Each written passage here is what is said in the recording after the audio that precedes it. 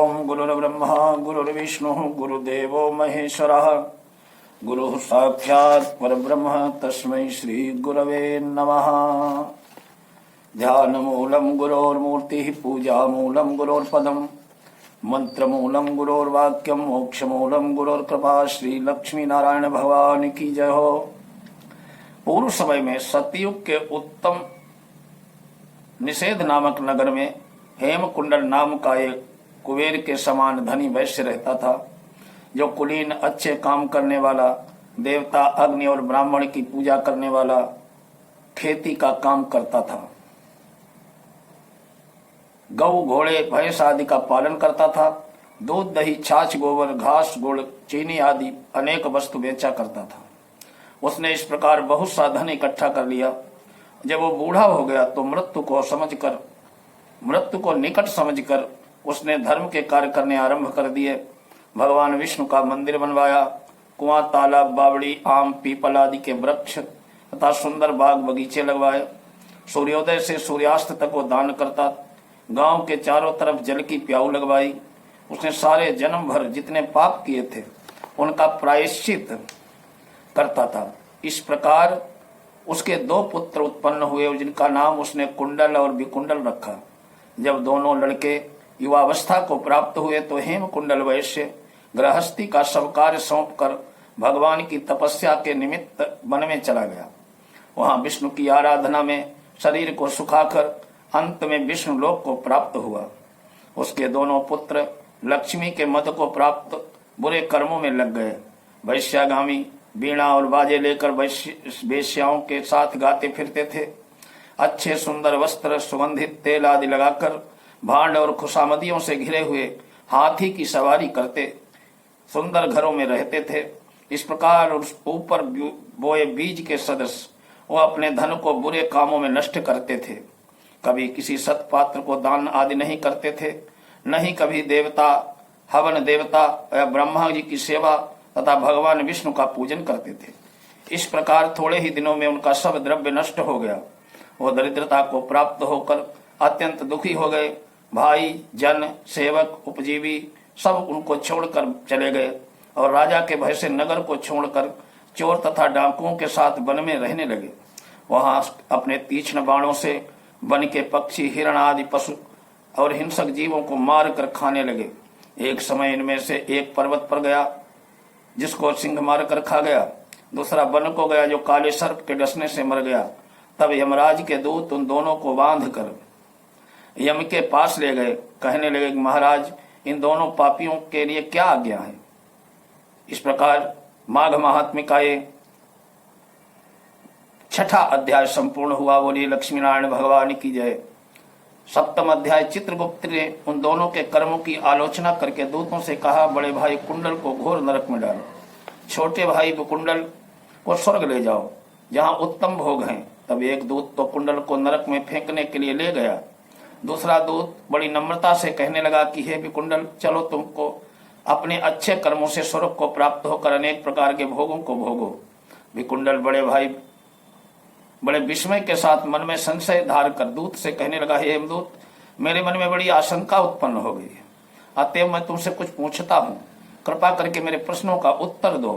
हम दोनों भाई एक ही कुल में उत्पन्न हुए, एक ही जैसे कर्म करते रहे। दोनों भाइयों ने भी कोई शुभ कार्य नहीं किया, फिर एक ही को नरक क्यों प्राप्त हुआ। मैं अपने स्वर्ग में आने का कोई कारण नहीं देखता हूँ। तब यमदूत कहने लगे कि हे विकुंडल, माता पिता पुत्र पत्नी भाई बहन सब संबंध जन्म के कारण होते हैं। जन्म कर्म के भोगने के लिए ही प्राप्त होता है। जिस प्रकार वृक्ष पर अनेक पक्षियों का आगमन होता है, उसी तरह इस संसार में पुत्र भाई माता पिता का भी संगम होता है। इसमें से जो जैसे जैसे कर्म करता है वैसे ही फल भोगता है। तुम्हारा भाई अपने आप कर्मों से नरक में गया, तुम अपने पुण्य कर्म से कारण स्वर्ग को जा रहे हो। विकुंडल ने बड़े आश्चर्य से पूछा कि मैंने तो आजन्म कोई धर्म का कार्य नहीं किया, सदैव पापों में ही लगा रहा। मैं अपने पुण्य के कर्म को नहीं जानता। ये तो मेरे पुण्य के कर्म को जानते हो तो कृपा करके बतलाइए। तब देवदूत कहने लगा कि मैं सब पापियों को भली भांति जानता हूँ, तुम नहीं जानते। सुनो, हरिमित्र नाम का पुत्र सुमित्र नाम का ब्राह्मण था। जिसका आश्रम यमुना नदी के दक्षिण उत्तर दिशा में था, उससे जल में ही तुम्हारी मित्रता हो गई। उसके साथ तुमने 2 बार माघ मास में श्री यमुना जी में स्नान किया था। पहली बार स्नान करने से तुम्हारे सब पाप नाश हो गए। दूसरी बार स्नान करने से तुमको स्वर्ग प्राप्त हुआ।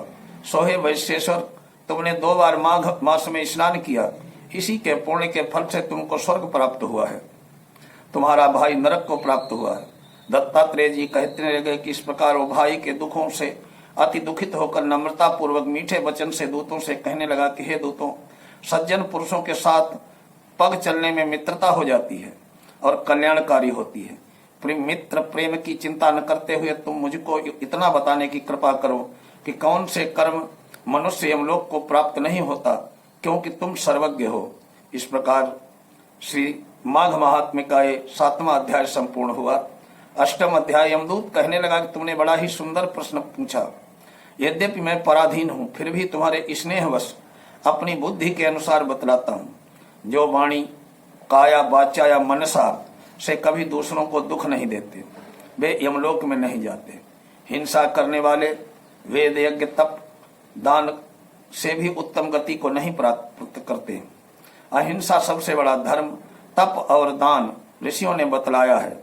जो मनुष्य जल और पृथ्वी पर रहने वाले जीवों को अपने भोजन के लिए मारते हैं, वे कालसूत्र नामक नरक में पड़ते हैं और वहां पर अपना मांस खाते, रक्त पीप पान करते, पीप की कीच में उनको कीड़े काटते हैं। हिंसक जन्मांध, काने, कुबड़े, लूले, लंगड़े, दरिद्री और अंगहीन होते हैं। इस कारण इस लोक और परलोक में सुख की इच्छा रखने वाले को काया, वाचा और मन से दूसरे का द्रोह नहीं करना चाहिए। जो हिंसा नहीं करते उनको किसी प्रकार का भय नहीं होता। जिस प्रकार सीधी और टेढ़ी दोनों प्रकार की बहने वाली नदियां समुद्र में मिल जाती हैं, वैसे ही सब धर्म अहिंसा में प्रवेश कर जाते हैं। ब्रह्मचारी, गृहस्थ, वानप्रस्थी, यति